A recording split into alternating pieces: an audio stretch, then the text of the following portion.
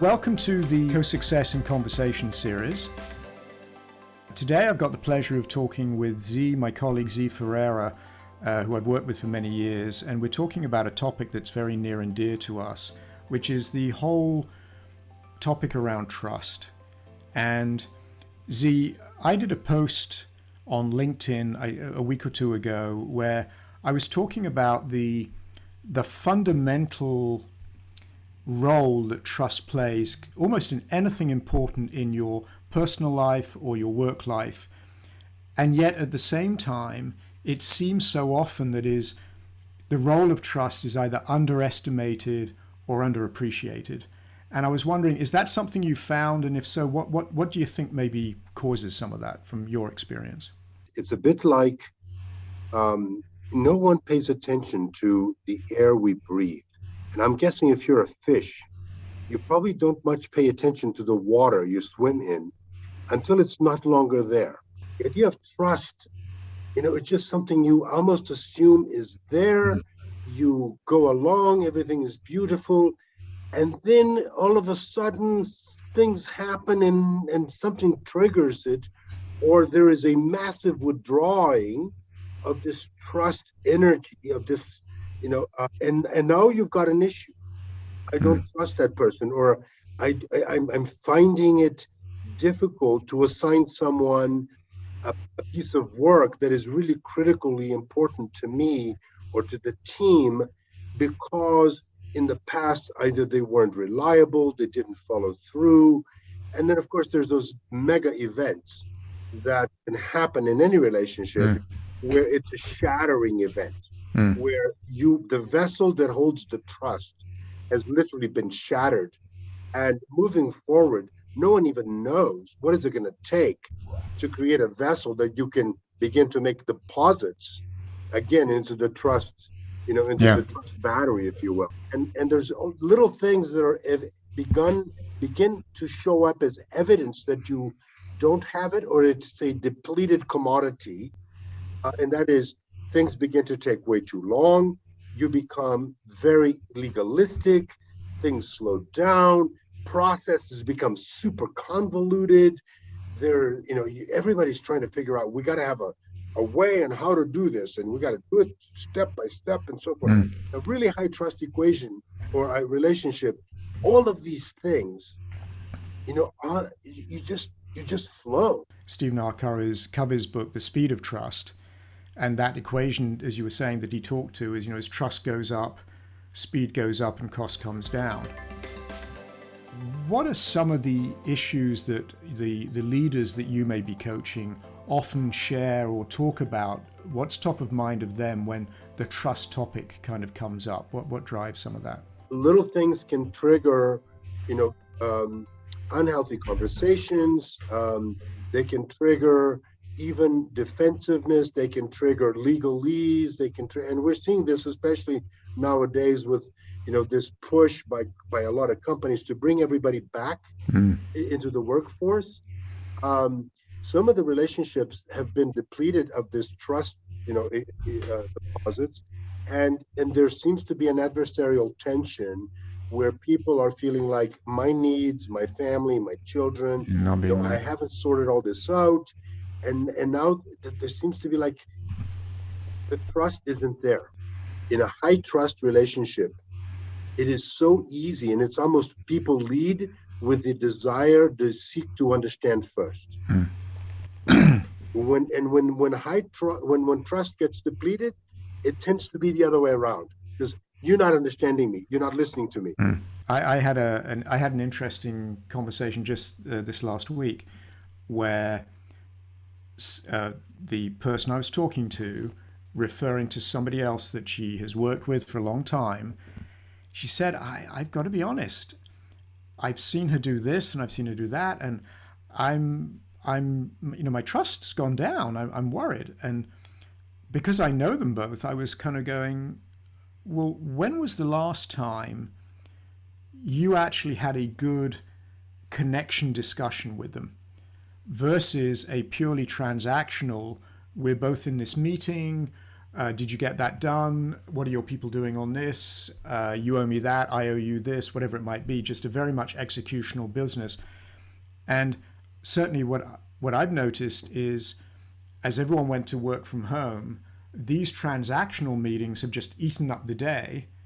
And the moments you're talking about, those moments when you do refill, replenish, put the deposits in the check, in the trust relationship account, those have kind of gone away. We don't have time for those.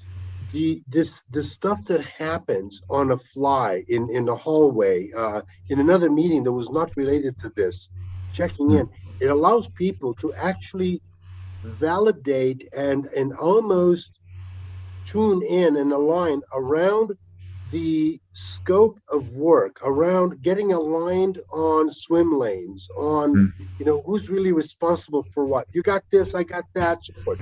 And when we're more transactional and we're so far away, we've seen, certainly I've seen, more and more people who are without intending to, they are all over each other's terrain, and it starts bumping into people thinking like, what in the heck is she doing? Didn't check in with me. Yeah.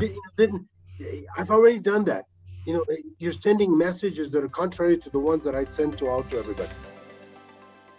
What are maybe some of the frameworks or the resources that you find you tend to lean into when you're doing that? I love Brené Brown's model of braving, which is an acronym, BRAVING. And I turn it a bit on the upside down and I kind of create a pyramid. And at the bottom of it, you start with B and then you go up all the way to G at the very top of the pyramid. And why I like it is because the idea of trust is one that we all have our own understanding of what it is. But if asked, to really define it in a very succinct way, most of us, don't have a really good answer for what is trust. We know when it's not there. It's a bit like with the fish, if they had to describe what is water, or a bird had to describe what is wind or air, but when you take into this model of braving and you start looking at what Brené calls the 7 building blocks or 7 ingredients, if you will, of what either builds or undermines trust, and it's a beautiful thing because now you're able to help someone more acutely pinpoint where potentially the biggest gains can be had in building trust, or even understanding where the disconnects are in getting trust back on track, right? But also what I really like about the braving equation or the braving model is that you can turn it around just ever so slightly and look in the mirror and figure out to what extent am I not potentially being trustworthy in this relationship with Anton, say. What have I done? What are my behaviors that could trigger Anton to not feel that I'm not trustworthy? How am I not trustworthy with myself? Right. What are the things that I may be doing that have undermined my own trust and even confidence? Because trust and confidence, I think that they're very much so. They're siblings. If I'm not feeling confidence or I have the confidence to follow through on a particular thing. If you just said to somebody, I don't trust you, we kind of go, what did I do? How do I deal with that? And emotionally, we're kind of like, we're just overloaded and we don't know how to deal. Whereas if we sort of say, where she's talking about, let's say, boundaries, the B of braving, and it's like, we agreed that, you would not be sending me emails at 9 at night and asking me to reply to them that night. We talked about this, and yet I had 3 last week. Why are you, you're going against what we agreed to?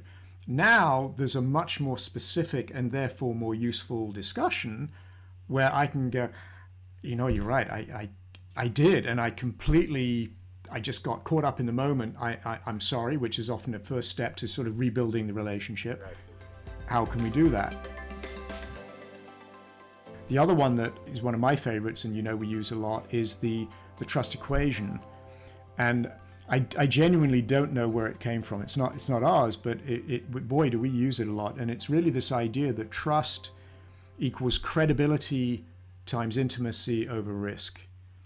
And the number of times when I share that idea, as simple as it may be, the number of people come back and go, I had never thought about it that way. You know, when you say you don't trust somebody, is it a problem of the credibility they have? Is it their competence isn't there, the results aren't there? Is it the intimacy? Have we just not spoken, or do we have a very close relationship?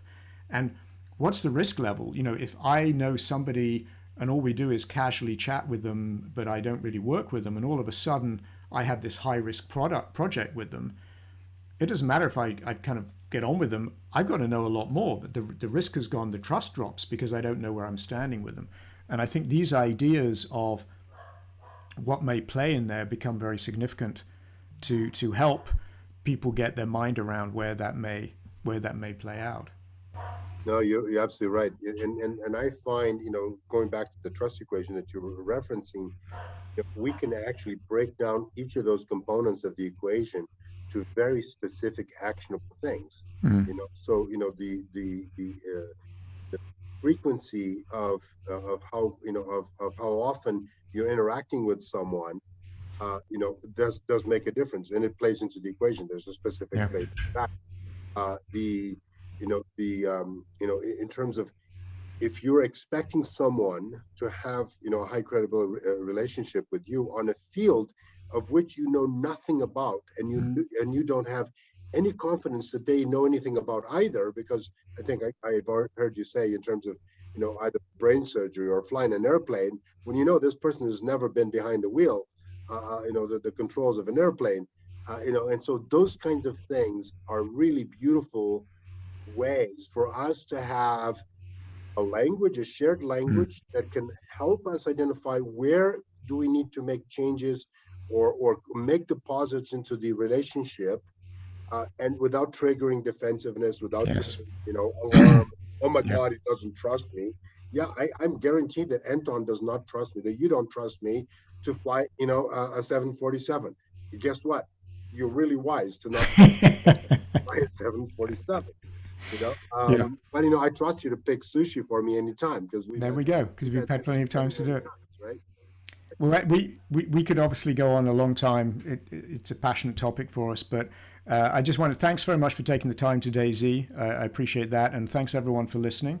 If you do have any future topics that you feel could be interesting for our conversations with CoSuccess, please do let us know. Thanks. A lot of fun. Thank you, Anton.